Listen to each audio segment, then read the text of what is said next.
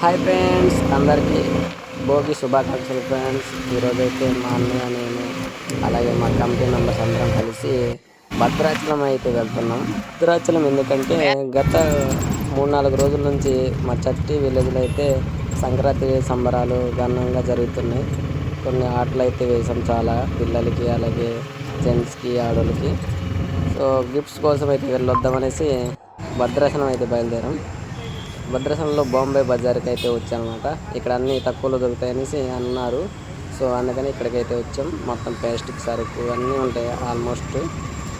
మా ఫ్రెండ్స్, మా committee members అంతా వచ్చాము షాపింగ్కి, సంక్రాంతి సంబరాలకి. మా చక్క ప్రజలందరికీ గిఫ్ట్ ఇస్తుంది రేపు. సో మా ఊరు నుంచి భద్రాచలం 60 కిలోమీటర్లు ఉంటుంది ఫ్రెండ్స్. మనమైతే లోపలికి అయితే వెళ్తున్నాం.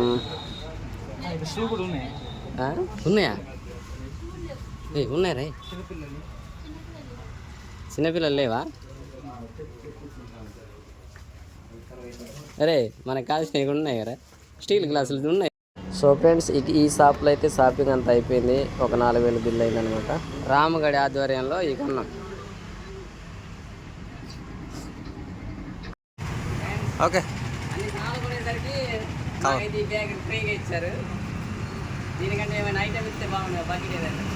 ఇచ్చుంటే బాగుంది మాకు.